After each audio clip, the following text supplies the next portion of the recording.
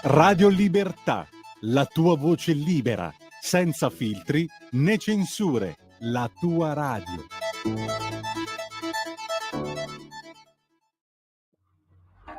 Va ora in onda Giallo Radio Club, racconti noir dal passato e dal presente, scritto e condotto da Laura Marinaro.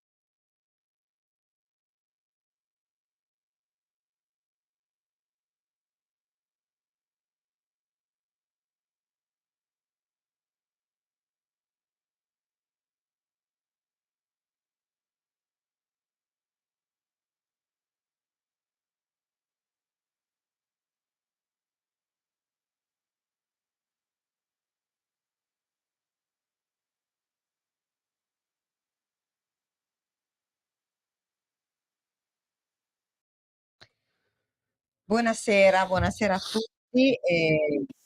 Prima di introdurre l'ospite che abbiamo qui dal vivo oggi, volevo un attimo spiegarvi che cos'è questo video che ho mandato, quest'audio per chi lo ha sentito.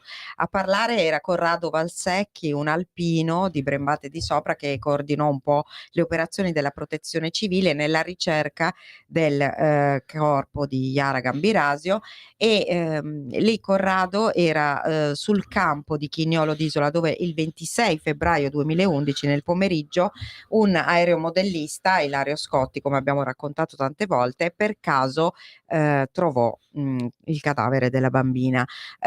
Corrado purtroppo era sgomento perché non riusciva a capacitarsi del fatto che malgrado fossero passati intorno a quel campo, nessuno avesse visto nulla. Però, sta di fatto che poverino poi morì, mi sembra di crepacuore per questa cosa, dopo qualche mese morì di infarto perché davvero fu una cosa troppo forte per lui. Ne parliamo oggi, ma parliamo di tanto altro con un ex super poliziotto, ma soprattutto un esperto di balistica forense, quindi di armi e di sopralluogo sulla scena del crimine. Un atto fondamentale per risolvere qualsiasi caso e meglio di lui che stette 25 ore sul campo di Chignolo d'Isola a coordinare il sopralluogo dopo il ritrovamento di Yara, nessuno sa quello che è successo. Quindi benvenuto a Dario Redaelli, felicemente in pensione adesso. Sì, felicemente in pensione. Grazie mille Laura, buonasera a tutte le ascoltatrici e tutti gli ascoltatori di Radio Libertà e grazie per avermi invitato a questo fantastico programma. Perché eccezionale perché per noi è eccezionale sempre, lo sapete, quando io riesco ad avere ospiti o dal vivo o in Skype degli operatori delle investigazioni, quelli veri, insomma, quelli che ci sono stati tanti anni sul campo e che non dicono le cose solo perché le hanno lette, come capita anche a me, no? Che leggo anche le carte o seguo i processi, però loro ci sono stati davvero, quindi più di lui nessuno. Ecco Dario, vuoi commentare prima questo piccolo frame e magari raccontare un po' cosa è stato quel sopralluogo? Poi diciamo partiamo dal presupposto che i nostri ascoltatori conoscono abbastanza la storia. Per chi non la conoscesse e volesse approfondire, c'è il podcast di una delle prime trasmissioni che abbiamo fatto. Ma allora, la prima cosa che mi viene da dire, dopo aver ascoltato le parole di queste persone che commentavano il rinvenimento della salma, è che tutti noi ci siamo abituati a vedere delle immagini di quel campo che non erano le condizioni di quel campo viste in immagine non erano le stesse che io che noi, insomma tutti coloro che fecero il sopralluogo sulla scena, del crimine, incontrarono al momento dell'intervento. Mh. Io Vediamo le foto infatti, mh, perché scorreranno delle sì. foto per chi le vede.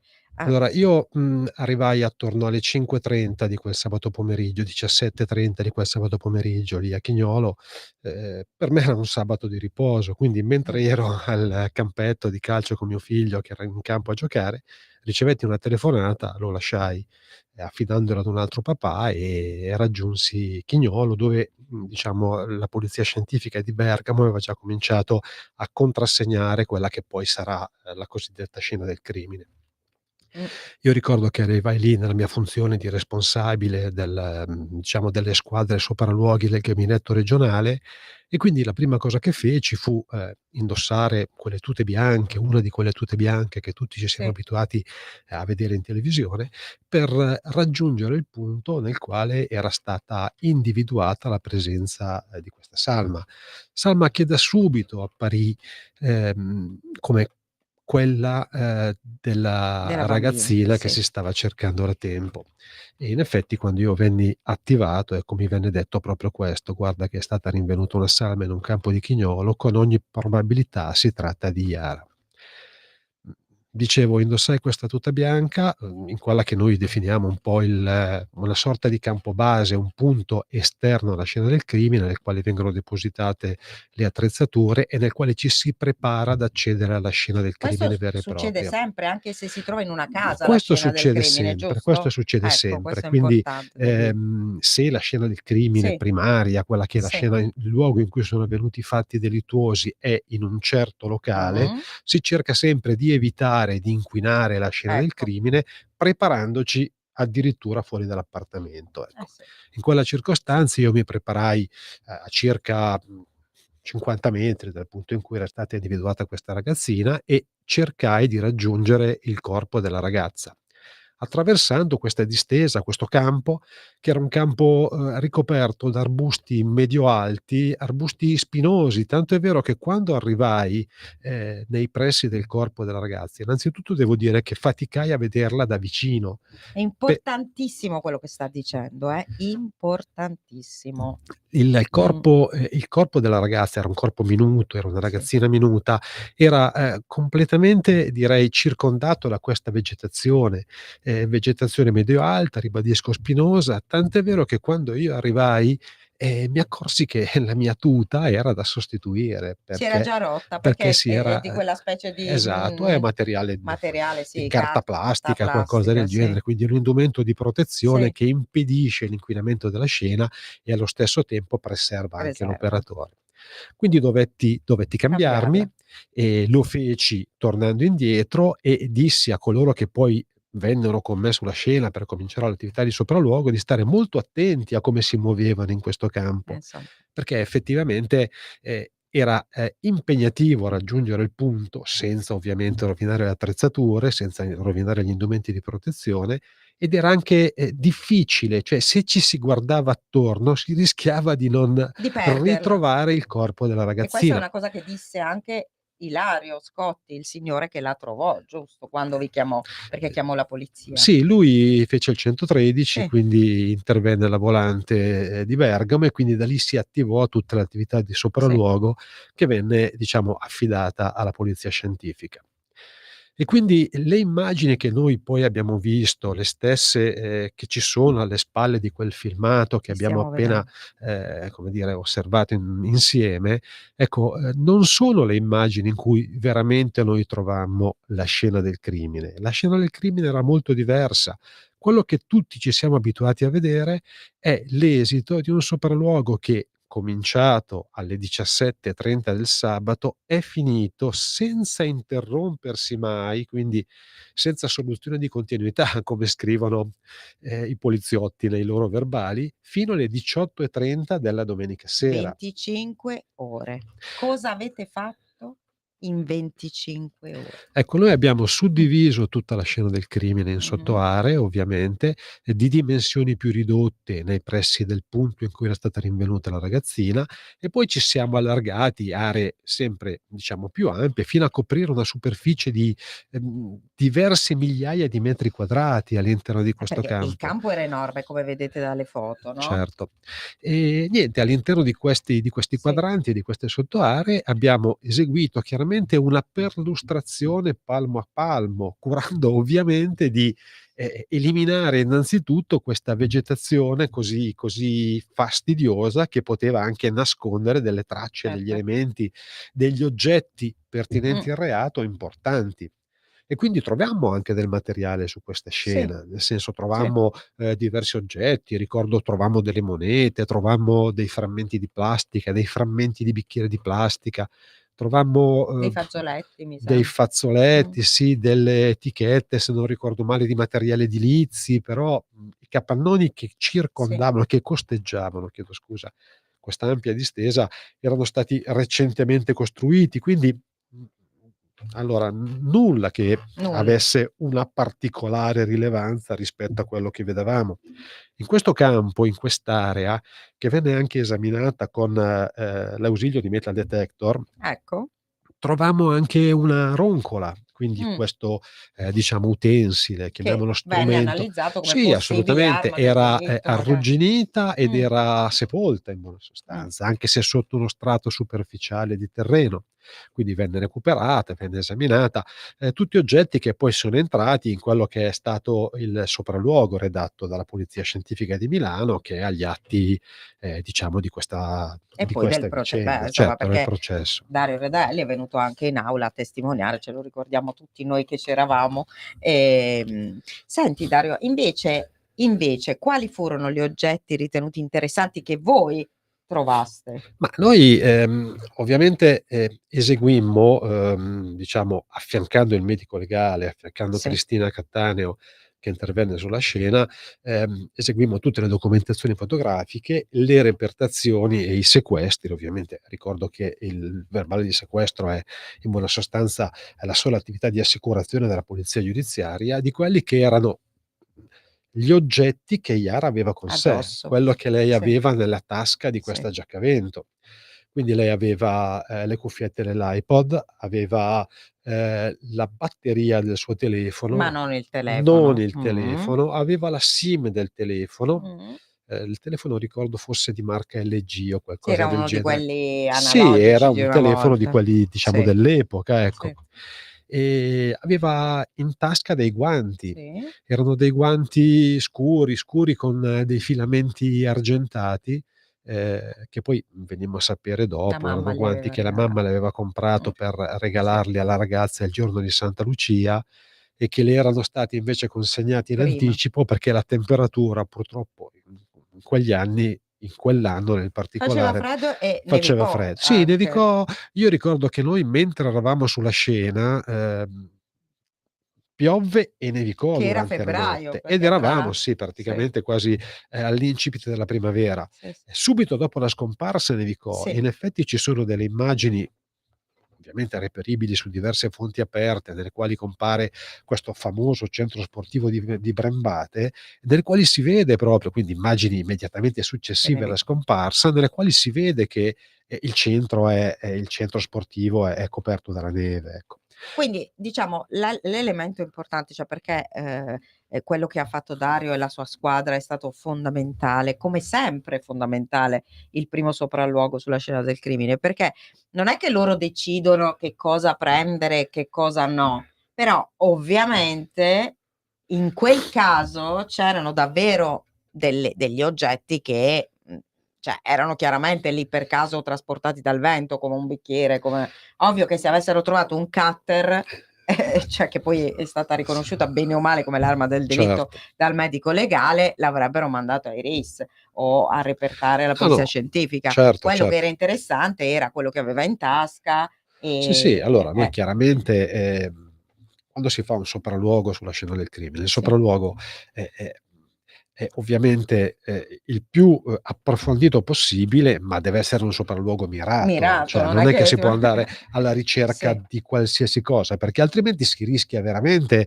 di, perdere mettere tempo carne al inutile. fuoco che non serva poi al cuoco per produrre, Sì, diciamo, la pietanza migliore, no, quindi, noi eseguimmo questo sopralluogo sulla scena del crimine alla ricerca di tutto ciò che poteva avere un qualche genere di, connessione con ciò che vedevamo. Quindi con la salma di questa ragazza che era, ricordo a me stesso e ricordo agli ascoltatori, in ricordiamolo. Sì, avanzato stato di sì, decomposizione.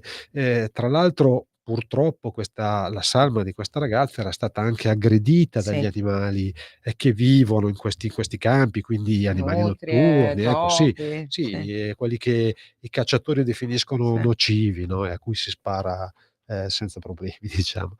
Quindi, ricordo che il viso, il cranio della ragazza era praticamente pressoché completamente scheletrificato. Ecco, è importante quello che sta dicendo adesso Dario, proprio perché Dario, tu non so se avevi parlato con questo signore Valsecchi o con qualcun altro, perché comunque c'è stato sempre questo dibattito che si è sviluppato anche durante il processo sul fatto che fosse o no rimasta in quel campo 3 mesi. Io credo che al di là poi delle risultanze anatomopatologiche, medico-legali, botanico-forense, eccetera, eccetera, c'è la certezza che è stata lì 3 mesi, ma tu in quel momento, quale sensazione avesti? Allora, io ebbi 2 sensazioni opposte, se posso dirlo. Mh, Allora, la prima quando arrivai e vidi il corpo di questa ragazza e venni colpito dagli indumenti che lei indossava, perché mh, sotto la giaccavento nera vi era proprio quella maglietta azzurra con il bordino del nella collo bianco e federazione. con lo stemma della Federazione Italiana di Ginnastica. La stessa maglietta con la quale ci eravamo abituati a vederla nelle fotografie che Mh-mh. venivano pubblicate quando, la ragazza Si si cercava. cercava la ragazza. E quello che mi colpì fu che, feci una considerazione, vedendo proprio questo bordino bianco della maglietta che era, pressoché pulito. Perlomeno No, sembrava, sì, ecco. questo era quello che mi Sì, sembrò, nonostante fosse, molto vicino ad una ferita sul collo della ragazza, sotto la gola della ragazza, che poi, quando io la vidi mi sembrava particolarmente grave, particolarmente profonda. In realtà, sì, il medico legale ci dirà che non era una ferita che atta ad poteva avere ad esiti uccidere, mortali. sì. Ovviamente la decomposizione, diciamo dei tessuti me la faceva apparire in un certo modo. Quindi la prima cosa a cui pensai fu ad una sorta di staging, cioè Staging, sì. pensai che forse quelle ferite erano state prodotte successivamente alla morte. Mh, Poi sappiamo tutti che le cose non andarono così, come ha ampiamente dimostrato l'importantissima, attività fatta da Cristina Cattaneo. Accanto a questa considerazione che feci, poi notai, e questo diciamo fa più parte di quello che era il mio certo. lavoro dell'epoca, notai che, nella mano Eh sì, destra, la ragazza stringeva, ehm, la stessa vegetazione che vi era nel campo. Ehm, e questa cosa fu una cosa che mi fece, ovviamente noi mettemmo particolarmente in evidenza con delle documentazioni fotografiche che, fanno sì, parte del lavoro del consegnato all'autorità fascicolo. giudiziaria. Ecco, Iara stringeva nella mano destra Quell'erba. quest'erba, Mh. l'erba di questo campo, ecco. È un elemento fondamentale questo perché allora, il colletto, diciamolo una volta per tutte, perché se n'è parlato anche durante il processo, era stato ampiamente dilavato dalla pioggia e dalla neve, così come ha potuto appunto appurare la professoressa Cattaneo e, quell'erba era l'erba di quel campo e quello era forse l'ultimo, si dice, atto dell'agonia di questa bambina che era stata in quel campo viva ben 5 ore prima di morire. Questo stabilirà Questa è l'autopsia. sì, Ehm, e io insomma, è importante la testimonianza, del sopralloghista, del capo dei sopralloghisti, proprio perché è stata importante poi durante il processo. Quindi, senti, Tu ne hai fatti tanti però di sopralluoghi. Adesso lasciamo un po' questo caso che vabbè, ovviamente è stato il caso, tra virgolette, forse della tua vita, ma come anche della mia un po' professionale, perché è stato un caso veramente pazzesco che ci ha toccato tutti e che poi c'è rimasto dentro. Però tu hai fatto tanti sopralluoghi nella tua vita altrettanto importanti su fatti altrettanto importanti. Ce li vuoi raccontare? Ci vuoi raccontare qualcuno? Adesso nelle diapositive che Sì. vediamo scorrere ce ne sono Allora tantissimi.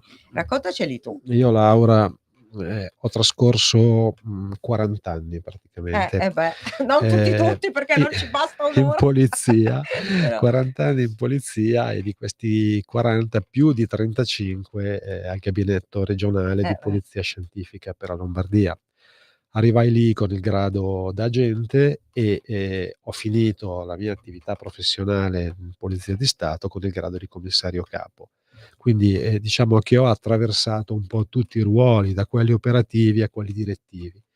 E in questi anni, in questi 35 anni decenni. trascorsi alla polizia scientifica, ovviamente ho avuto modo di, cimentarmi, ecco, in situazioni, ehm, importanti nel senso che hanno lasciato, come dire, un'ampia, impronta di se Nella stesse storia. nella storia e Sì, nell'opinione pubblica. La prima cosa che mi sì. viene in mente che io feci fu, il sopralluogo a Palazzo Belgioioso, il giorno in cui venne rinvenuta la salma di Raul Raul Gardini. Gardini. C'ero Io anch'io, che ero una giovanissima cronista, ve lo dico. Avevo poco più di 20 anni e lavoravo per la notte. io ero un giovanissimo Ci sovrintendente siamo della incrociati Polizia di senza sapere. Stato, e entrai in quel locale, Ecco, con la squadra sopralluoghi, per quella che era la mia funzione, perché io ero, oltre che essere un sopralluoghista, oltre che aver coordinato le squadre sopralluoghi, sono un esperto di balistica balistico come abbiamo forense, e detto. quindi in quella Eh circostanza sì, io intervenni perché si era trattava, fondamentale. esatto, sulla scena vi era un'arma da fuoco che era una Certo. Walther PPK. Tutti sappiamo che venne rinvenuta non nelle mani della salma, ma appoggiata sullo scrittoio, e chi ce l'ha messa non si sa. Ma guardate, queste sono Eh no, situazioni che in dilla questa tutti i cosa, dilla, casi dilla. di suicidio, nel 70-80% delle situazioni, suicidio con armi da fuoco ovviamente avvengono. Perché i primi che intervengono, sono talmente, come dire, investiti dall'impatto emotivo di una certa situazione, che cercano di portare aiuto, alla persona che si trovano morente magari davanti, e la prima cosa che fanno è Tolgono la pistola allontanare, dalle mani. esatto, dalle mani di questa pistola quello che è stato lo strumento che ha Sì. cagionato la ferita che loro vedono, e poi di queste cose non ci si ricorda più. In quella circostanza io intervenni, la pistola era lì sopra, ricordo che aveva il caricatore inserito, ricordo che aveva una cartuccia nel caricatore, mentre la munizione che lui utilizzò per spararsi ovviamente, Era era, certo. beh, rinvenimmo un bossolo a terra e un Oh Dio. proiettile conficcato nel muro, esattamente a lato del letto nel quale lui era sdraiato. E io, a Non volte hai mi mai capita, avuto dubbi non insomma ho che si mai fosse avuto trattato di un dubbi, e a volte suicidio? mi capita di leggere, situazioni nelle Mh. quali, oppure anche pubblicazioni nelle quali, ancora oggi si mette in dubbio, Sì. diciamo, il fatto che, Vabbè, in Italia si mette in dubbio tutto, Raul qualsiasi Gardini co si sia suicidato. Ma da quello che ho potuto vedere io, e io su quella scena del crimine ci sono stato e ho esaminato i reperti rinvenuti, perché io poi feci la comparazione balistica tra la Walther di Raul eh, Gardini, il bossolo e il proiettile recuperato dal muro. Ehm, Ancora adesso sento parlare del fatto che lui avrebbe sparato 2 colpi, che nella circostanza si sarebbero sentiti 2 spari. Gli elementi però non oggettivi ci sono i gli boss, cioè come elementi fai a sparare oggettivi se ci poi non dicono c'è ci dicono il eh, contrario. Ecco, quindi, si ehm può dire tutto e il contrario di tutto, ma la scienza è scienza. sì, allora, noi facendo il lavoro che facciamo, Eh. ci siamo abituati, ad, osservare, analizzare, a considerare solo quelli che sono gli elementi oggettivi. Eh beh, Io in giusto. moltissime circostanze ho fatto delle consulenze tecniche per magistrati importanti della procura di Milano, per Ilda Bocassini, per Laura Barbaini, nelle quali mi veniva proprio chiesto questo: di comparare quelli che erano i riscontri oggettivi con quelle che erano le dichiarazioni dei testimoni. Ah, okay. Perché spesso i testimoni io ho È preparato difficile la un buon lavoro testimonianza. anche in merito a questa cosa, Sì, no, che ho intitolato, interessan "Il sopralluogo sulla scena del crimine, il più, affidabile dei testimoni", nel quale sì, si vede come la scena del crimine racconta tu racconti sì, come siano andate le cose. Bisogna essere, bravi nel a sapere individuare leggerla. questi Sì. elementi, bisogna anche essere fortunati, perché la scena Mh, del crimine è mh-mh.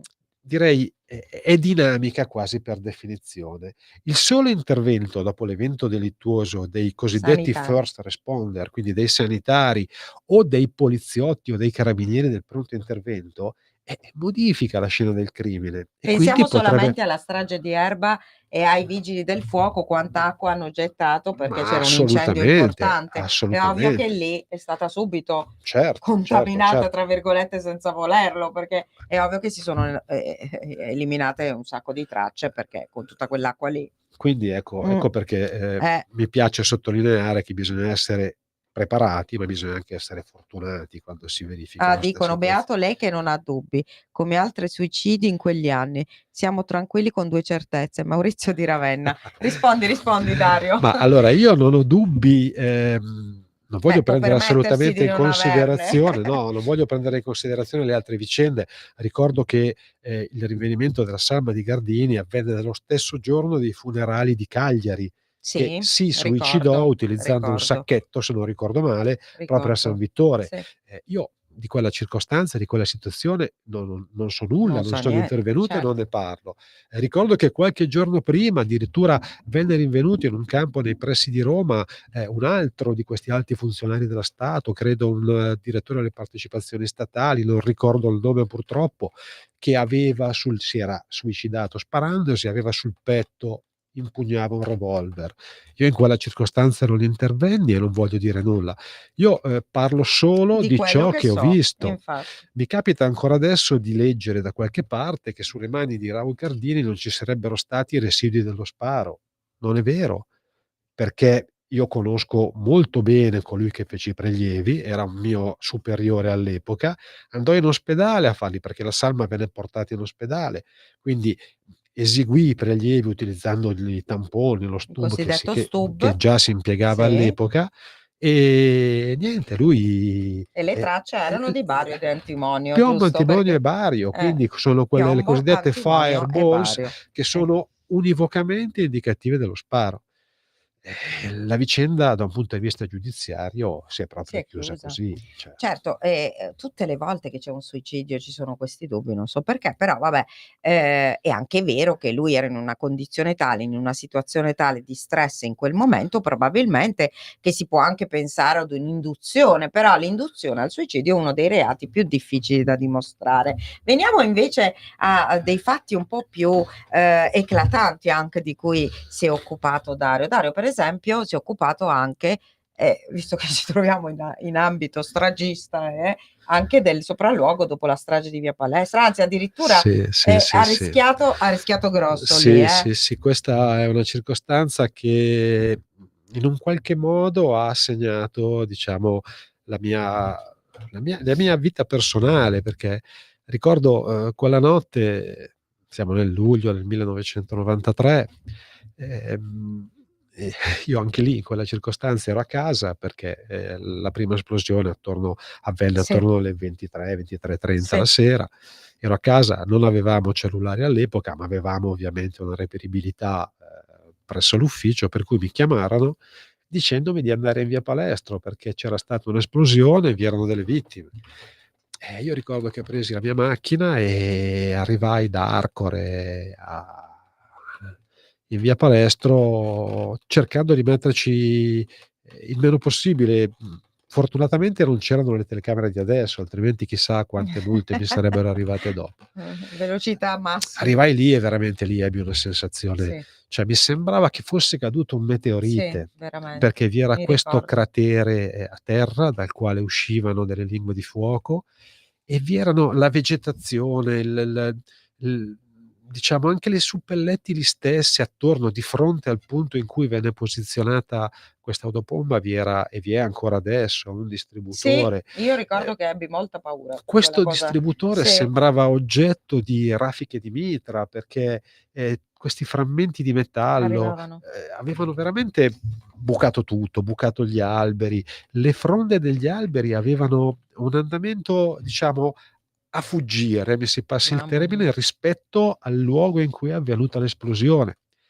E ricordo che vi era questa autopompa, e ricordo ancora a terra il corpo di un vigile del fuoco, di un Sì. ragazzo con i capelli rossi.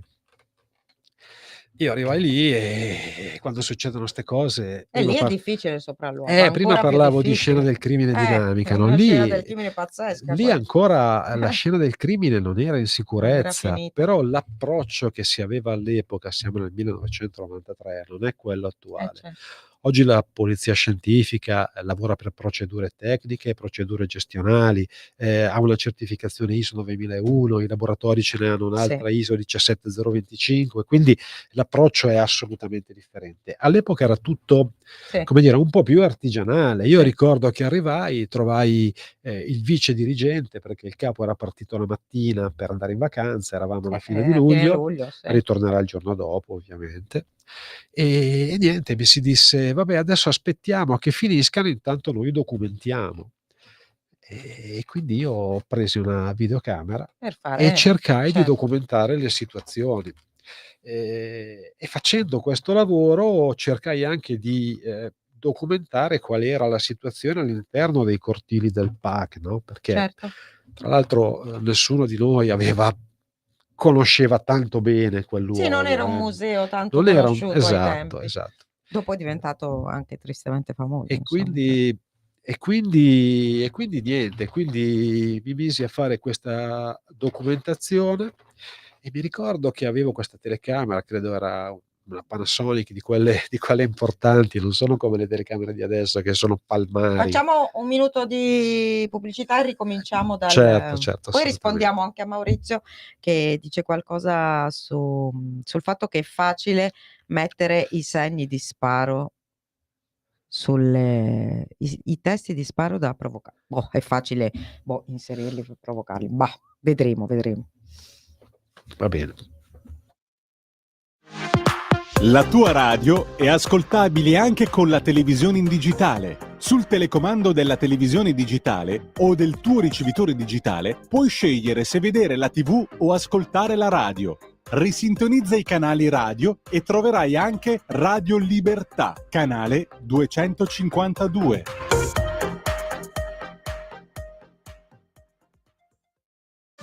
Un nuovo modo per sostenere la tua radio. Visita radiolibertà.net. Ti basta un click e potrai versare il tuo contributo volontario direttamente online. Potrai donare con ogni tipo di carta di credito, anche prepagata. Ti aspettiamo online Su radiolibertà.net. Sostieni la tua radio con il tuo contributo volontario. Radio Libertà. La tua radio. Diamo voce alla nostra gente.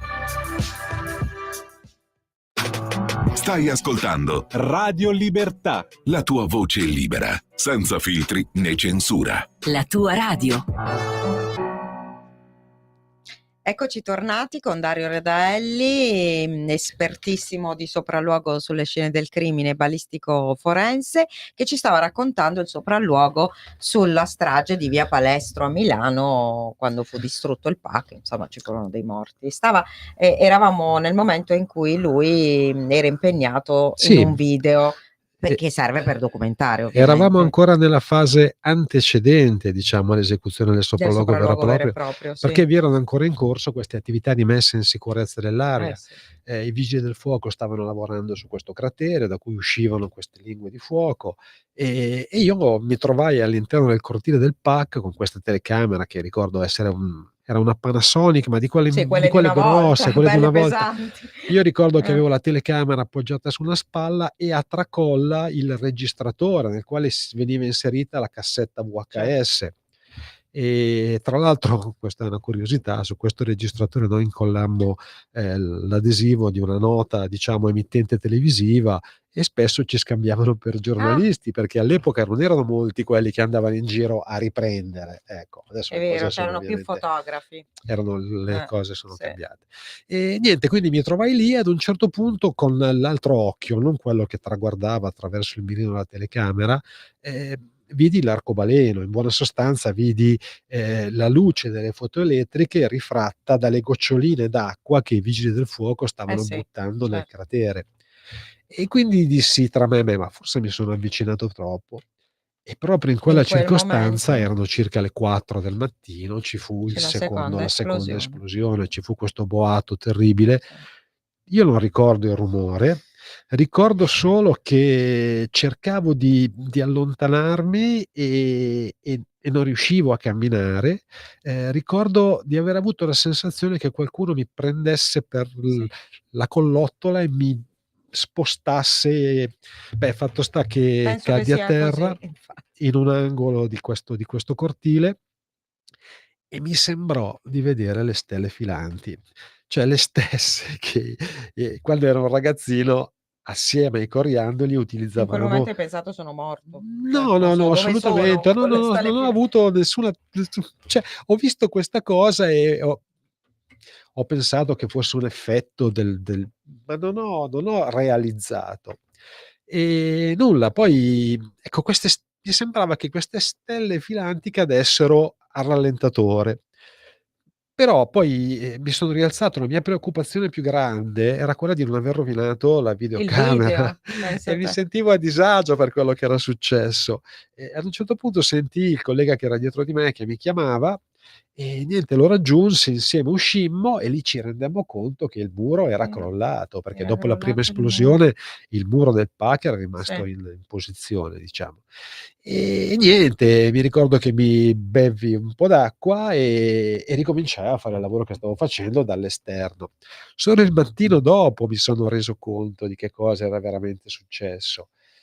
In effetti all'interno di questo cortile, che quando io, diciamo ero lì prima della seconda esplosione era un cortile vuoto, non c'era nulla, e il mattino dopo vi erano tutti i lucernari del PAC. Quindi questi grossi lucernari, lunghi come una Mamma Fiat mia, 127, ecco, e dal tetto erano caduti. del Sì. museo erano caduti e si erano sparsi un po' dappertutto e ce n'erano alcuni, 2 o 3, anche più, che erano caduti in quel cortile. Quindi io per fortuna sono stato, come dire, Graziato proprio, spostato in infatti. questo angolo È dallo vero, spostamento c'è d'aria, lo spostamento immagino, d'aria, sì. e quelle che probabilmente erano le stelle filanti che io vedevo erano questi lucernari. Però va, è una situazione che, ribadisco, io, mi sentivo un po', come dire, a disagio perché temevo di aver rotto la telecamera. In realtà non andò così, continuai a fare il E mio sono lavoro state e utili quelle immagini poi dopo, post diciamo. ma sì, sono state utili, però poi, diciamo che in quei momenti, in quelle ore, prima dell'inizio del sopralluogo vero e proprio, la scena del crimine è mutata Certo. notevolmente, perché voglio dire, Anche lì sono intervenuti con il via vai l'acqua in dei ogni vigili del modo i vigili. fuoco, sì, Sì, quindi la situazione poi col passare delle ore anche lì operammo allo stesso modo, quindi venne fatta questa suddivisione in sottoaree dal cratere in avanti alla ricerca, classificazione e catalogazione dei reperti, per poi ricostruire effettivamente, diciamo, l'ordigno e l'autovettura, sulla quale questo c'era ordigno era l'ordigno. stato caricato. Io ricordo che il motore, una parte importante del motore di questa autovettura era praticamente all'incrocio con piazza Cavour. Mamma mia. Quindi se Mamma qualcuno mia, sì. conosce la Eh sì, zona, diciamo che l'esplosione è non è proprio avvenuta pressoché, vicinissimo esatto, nei pressi del eh beh, distributore che sta accanto al all'inizio. cancello dei Sì, giardini Montanelli, sì. e il motore stava in piazza Cavour. Quindi era una distanza di circa 150 metri, ecco. Questo Diciamo per che dare finora un'idea. sono tutte scene del crimine molto grandi, a parte vabbè sì, la stanza di Gardini, ma invece so che lui, si è occupato anche di scene del crimine un po' particolari come quelle dei disastri aerei. Ecco, lì veramente che cosa puoi Allora, repertare? Cioè che i cosa io può essere interessante? qui siamo, all'inizio veramente della mia carriera, quindi siamo nel 1988 e io, con gli altri colleghi della Polizia Scientifica di Milano, non lavorammo tanto sulle scene del crimine, Certo. quanto lavorammo all'identificazione delle salme. Mamma mia. All'epoca, il DNA, Non così c'è. come lo conosciamo ora, era ancora di là da venire. Eh. E quindi l'unico modo per dare, come dire, per poter redigere un certificato di morte certa, e quindi per riconoscere queste salme, era l'intervento dei parenti, quando questa Certo. cosa era possibile, oppure la ricerca delle impronte digitali latenti o il riconoscimento di alcuni contrassegni che questi corpi potevano avere, tipo cicatrici particolari, Infatti tatuaggi. abbiamo visto un tatuaggio forse in una fotografia. Sì, quella è una fotografia, quel tatuaggio lì è una mi ricorda il giorno in cui feci conoscenza con Nikolaj Lillin, Ah, ecco, lo scrittore, un grande scrittore. l'autore di Educazione Sì, siberiana. Poi se vuoi ne parliamo, è una cosa sì, sì. simpatica, perché io, ebbi questo incarico da parte di Ilda Boccassini, e lui è un grande esperto di tatuaggi, oltre a tutto il resto. Però per tornare a Al questo disastro. discorso degli incidenti aerei, ecco, per redigere questi certificati di morte certa era assolutamente necessario, che queste salme venissero riconosciute, e le condizioni di queste salme erano Sì. assolutamente, precarie. Io lavorai sia in occasione dell'incidente di Santa Maria delle Azzorre, quindi un volo charter che partendo da Orio al Serio doveva raggiungere, Tenerife, se non ricordo male, sia in occasione di un altro incidente che avvenne lo stesso anno, in buona sostanza, un aereo che da Cuba invece doveva riportare in Mi Italia, ricordo. dei nostri connazionali che erano stati in vacanza a Cuba e doveva arrivare a Malpensa. E in tutte e 2 le circostanze, con i miei colleghi della Polizia Scientifica, con i medici legali dell'Università di Pavia, coordinati all'epoca dal professor Fornari, lavorammo a questi riconoscimenti.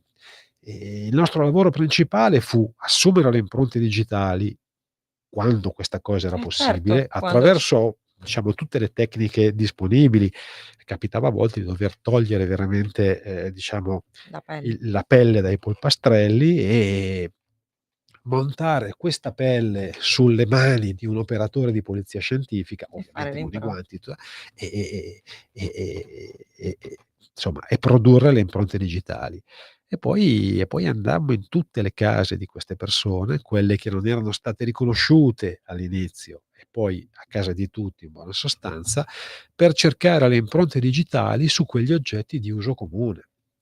Questo perché ci accorgemmo che in molte ma molte no, è un parolone, in alcune circostanze i parenti che riconobbero le salme, Li confondevano sì, anche magari, perché non riconobbero, sapevano diciamo. nemmeno come erano vestiti, non sapeva Sì, allora per eh, quelli che partirono da Bergamo, questa cosa era eh, un'informazione, diciamo, però lì possibile, ma per quelli che erano invece di infatti, ritorno da Cuba, eh, era ovviamente più che ne sapeva. complicato.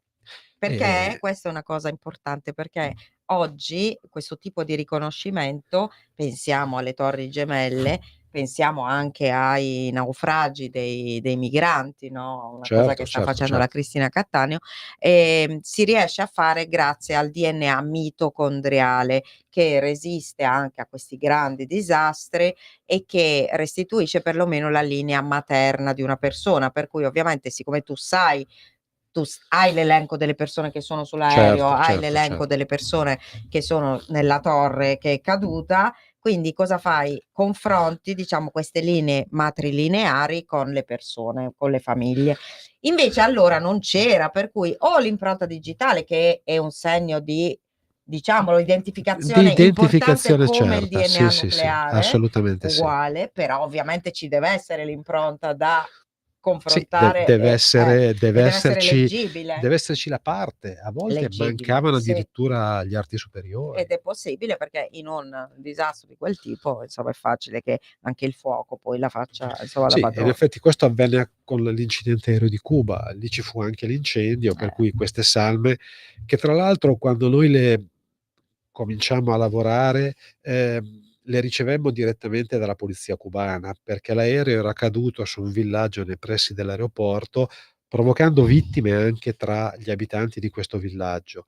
Per cui i cubani per primi si preoccuparono di identificare i loro, connazionali, ecco. certo, Certo. Allora, no, dobbiamo rispondere a questo signor Maurizio perché è veramente un fiume in piena. Allora, Maurizio, cerchiamo di risponderti, cerca Dario di risponderti, Sì. considerato che non si è occupato direttamente però di questi casi di cui tu parli, quindi però ti può dire qualcosa magari. Allora, prima di tutto lui dice: "A proposito di incidenti, ricordate la funivia, la famosa funivia del Cermis, per un cavo ceduto e freno non funzionante con 25 morti, stiamo ancora aspettando, o si tratta di una scatola su un cavo? Roba da fantascienza forense". Vabbè, non ho fiducia, le analisi si fanno, ma i risultati sono manipolati a piacere. Bah, io non credo a Ma questo perché c'è una io catena di custodia sì, spaventosa, allora, però non lo so. cioè, queste sono considerazioni, personali di questo signore, quindi le sue Certo, considerazioni. Io cer posso, parlare di quello che ho, ehm, sì, direttamente affrontato e di quello che ho visto direttamente in questi anni. Io ho avuto anche la fortuna di lavorare accanto, lo dicevo anche prima, a magistrati importanti della Procura della Repubblica di Milano e della Direzione Distrettuale Antimafia a Milano. E devo dire che non ho mai visto delle no, situazioni che potessero essere, diciamo, interpretabili in altro modo, se non in quello che poi è stato fatto, ecco. Quindi, non lo so, io posso parlare per l'esperienza che ho avuto e devo dire che non mi è mai capitato di vedere delle manipolazioni di questo tipo.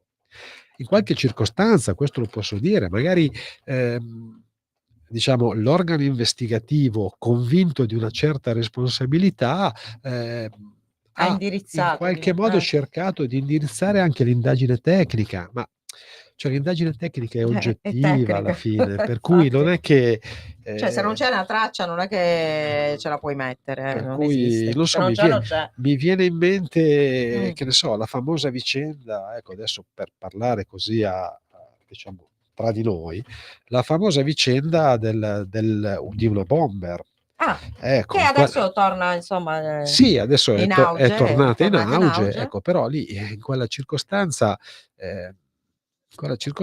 venne rinvenuto, diciamo, all'interno di un ordigno inesploso un lamierino del quale si chiese di eseguire una comparazione di Tourmax ad un perito, diciamo, all'epoca molto in auge.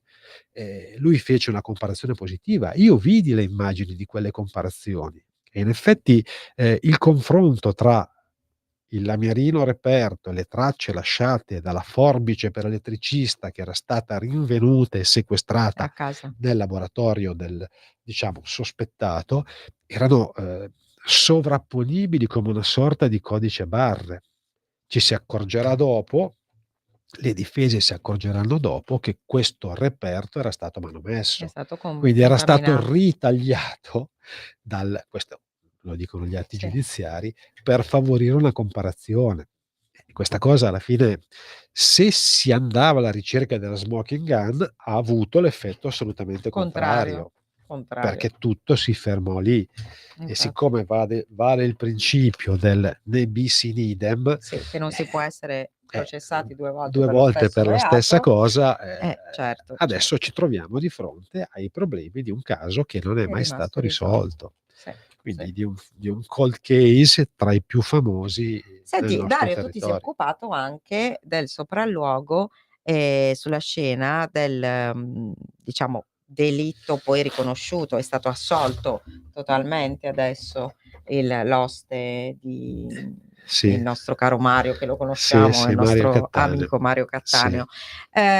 Cosa ricordi di quella sera, di quel fatto? Ma allora io, lì ho ricevuto un incarico di perizia nel dibattimento da Mh-mh. parte della Corte d'Appello. Sì, Questo perché a fronte, della sua assoluzione in primo grado, assoluzione, in buona sostanza per non aver commesso il fatto, c'è stato un ricorso da parte della sì, procura, di Lodi, per cui, la Corte d'Appello sì, di Milano, chiamata a, esprimersi in seguito a questo ricorso, ha, deciso di far sì. eseguire dei nuovi accertamenti balistici e io ho ricevuto l'incarico di fare questo lavoro. per cui ho ricostruito, diciamo, la situazione, ho ricostruito le traiettorie di sparo e nulla, diciamo, Effettivamente l'esito sì, sono cambiate un po' le cose perché si è passati dal il fatto non costituisce reato al riconoscimento della scriminante della legittima certo, della difesa. legittima Allora, difesa. diciamo che in buona sostanza Sì, è stato assolto in sì, primo grado e l'assoluzione è stata confermata in sì, secondo grado, però con 2 modalità differenti. diverse. Mentre in primo Sì, grado, si diceva che lui non era responsabile di nulla perché questo colpo sarebbe partito accidentalmente durante una certa fase della colluttazione, colluttazione, in realtà gli accertamenti che ho fatto successivamente, a cui hanno assistito anche il generale certo. Garofalo, a cui ha assistito l'altro consulente di parte della famiglia che era Martino Farneti, quindi diciamo 2 tra i principali periti balistici, hanno portato ad una situazione diversa. Comunque al riconoscimento della legittima difesa, che in quella circostanza, per quello che ho potuto vedere io, era assolutamente evidente, ecco. Eh. Comunque va bene, è stato No, no, confermato. io No, adesso sto guardando un'altra domanda che anche lì Dario non si è occupato di questo caso, però vediamo se lui sa, se ha letto le carte come me, le sentenze. E io sono stata comunque anche all'udienza e ho appena letto la motivazione, quindi se volete ve la posto così magari la leggete tutti, la motivazione di rigetto della richiesta di revisione. certo, Però certo. eventualmente, Allora, perché quelle parlano. C'è Berengario in Subrico che saluta e dice: "Come definire la macchia di sangue invisibile sul battitacco della Panda e l'impronta della mano in casa dei Castagna nel caso di Erba?" Sì, questo allora rispondo a sì. questo signore, con una premessa. Mh, Mentre, Laura è una giornalista, e quindi si interessa per dovere, diciamo, d'ufficio di d'ufficio. questo genere di Sì. situazioni, io, sono, sempre stato un appartenente alla Polizia di Stato e non mi sono mai interessato, se non banalmente sentendo qualche cosa in Come gli altri. televisione o leggendo da, diciamo, pubblico di tutti i giorni i giornali, di questi casi. Per cui, a me piace parlare, credo che sia anche un mio dovere Di cose che parlarne, so. di quelle che sono, le attività che ho fatto io, delle cose che so, però non voglio assolutamente commentare le attività fatte da altri. Perché? Perché non le Perché conosci. non le conosco, banalmente non le conosco. Ecco, Sì, in questo caso intervenirono i carabinieri, sì. io conosco l'attività del RIS, mi viene solo da dire che purtroppo il RIS, ora non è più così, ma in quelle epoche interveniva forse con un po' troppo ritardo, perché sono strutture centralizzate. Sì, perché All'epoca prima in prima battuta intervennero ovviamente i carabinieri della stazione e poi certo. dopo il RIS. Oggi è diverso, No, oggi è oggi la diverso. situazione è cambiata. Io Sì, questa cosa l'ho potuta sì, verificare direttamente quando, affiancai, la procura generale Laura Barbaidi, nelle indagini relative all'appello di rinvio per la ecco, vicenda di Chiara parliamo di Poggi e di questo, Stasi. infatti. Ecco, lì in quella circostanza, quando venne rinvenuta la salma della ragazza, intervenirono Sì, dapprima i carabinieri di Garlasco, sì, poi i carabinieri di Vigevano, quindi i carabinieri di Pavia. Solo i carabinieri di Vigevano e quelli di Pavia avevano il personale sì, che possiamo definire specializzato nella scientifico. documentazione sulla scena del crimine, e il RIS arrivò nella Mh, villetta di Chiara ben dopo. solo giorni dopo. Quindi questa situazione è ovviamente una È situazione che compromesso. può far perdere delle tracce, ecco. Mh, E in quel caso oggettivamente ci furono, delle incomprensioni tra gli stessi investigatori, al momento dell'intervento, anche perché l'intervento fatto dai carabinieri di Garlasco certo, fu all'epoca un intervento per un incidente domestico. certo, Questo quindi era quello per cercare di che era salvare la stato persona la prima cosa. inizialmente segnalato, ecco. Infatti. Per cui ecco, si possono sono situazioni che si possono verificare e delle quali a me non piace parlare se sono altri quelli che operano. Io, sono qui con Laura, sono qui a Certo, disposizione degli Ecco, ascoltatori. a proposito di quelle invece cose che tu hai fatto, hai portato delle altre, Faustoni, Cioè tu ti sei occupato anche di altri Sì, allora io fatti sono di cronaca intervenuto, di certo, tanti certo, anni fa. quella vicenda lì è una vicenda Mh. che mi ha, come dire, interessato Mh. particolarmente da un punto di vista tecnico, perché questo professore, poi deceduto, Sì. venne, aggredito, Mh-mh. quindi ci fu, un agguato a colpi d'arma da fuoco mentre lui usciva in retromarcia dall'accesso carraio della clinica nella quale riceveva i suoi pazienti. Una persona mai identificata A Milano a sempre? Milano, siamo a Milano, sì, lo attese, mentre lui stava uscendo in macchina, aveva una bella macchina, credo fosse una Porsche, una macchina sportiva, e gli sparò molti colpi d'arma da fuoco. L'arma utilizzata fu una pistola tanfoglio calibro 40 Smith& Wesson, Mh. e questa cosa io intervenni sulla scena del crimine. Questa cosa mi interessò perché, diciamo, i colpi erano stati tutti indirizzati al basso ventre della vittima. Lui era seduto in macchina e questo signore, questo, professore era un urologo, quindi, Urologo, quindi operava solo il determinate, fatto che i diciamo, colpi patologie. fossero indirizzati lì, che cosa ti disse? Cioè a Si me disse, avrebbe detto una lasciò cosa, vediamo pensare se che l'autore di eh. quest'agguato fosse un paziente Oh, che o ce il l'aveva con lui il perché magari aveva parente di un sbagliato paziente, l'intervento. esatto. Eh. La cosa poi da un punto di Pazzesco. vista tecnico, mi interessò perché i bossoli espulsi dall'arma da fuoco utilizzata vennero rinvenuti dalla parte opposta dell'automezzo. Quindi lui gli Ah, sparò, cavolo. diciamo, Sì. da sinistra, Mh. ehm, E i bossoli il erano da professore stava al posto di guida e i bossoli, anziché essere rinvenuti a terra a sinistra dell'automezzo, vennero rinvenuti tutti a destra dell'automezzo. Quindi questa cosa sul momento lasciò un po' perplessi tutti quanti.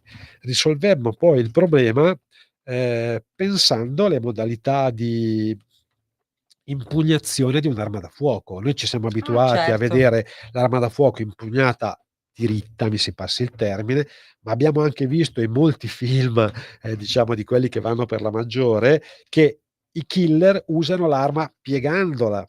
Quindi se È io vero. giro l'arma verso destra, in un qualche modo i bossoli non verranno più Fanno un'altra espulsi a traiettoria. destra, ma andranno verso l'alto. Ah, okay. Questa macchina era una macchina particolarmente bassa, perché era una Sì, macchina sì. sportiva, per cui sparando da questa distanza, una distanza assolutamente minima, questi bossoli sono stati espulsi verso l'alto, perché la pistola era Ah, e son impugnata, finiti a destra. esatto, e sono finiti dall'altra parte dell'automezzo. Poi lì ci fu un'indagine anche abbastanza serrata da parte della squadra mobile, che Arrivarono non al identificando l'autore dell'attentato, però, cioè dell'agguato, però, scoprirono dei comportamenti, diciamo, illegali, da parte di quella che era la vittima, ecco, certo. che però, Il movente a diciamo, il me ecco, a movente. me interessò molto questo caso Beh, da quel punto di dal vista, punto di quindi da vista un punto di balistico vista, proprio. meramente balistico, Balistico. insomma.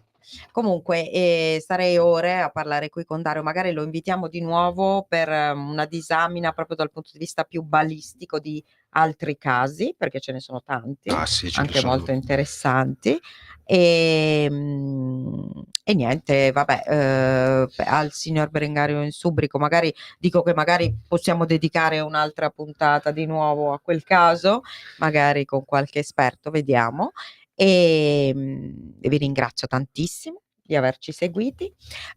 Vi annuncio che la prossima settimana non ci sarò perché c'è uno spettacolo che ho scritto io e mettiamo in scena proprio mercoledì al Teatro Binario 7 di Monza, però, sicuramente poi faremo una puntata ad hoc proprio su quel caso di cui parla lo spettacolo, cioè l'omicidio di Giulia Tramontano, che tra l'altro sta volgendo al termine come delitto, cioè come processo. Oggi appunto è stata depositata la perizia psichiatrica nei confronti di Alessandro Impagnatiello, se ne discuterà lunedì, poi dopo insomma a breve il processo finisce, quindi dedicheremo una puntata a quello. Ma a questo punto ringrazio ancora Dario, lo Grazie a te, saluto Laura. e lo rinvito di nuovo, quindi una prossima volta. Vi ringrazio tutti e alla prossima. Grazie. Buona serata a tutti.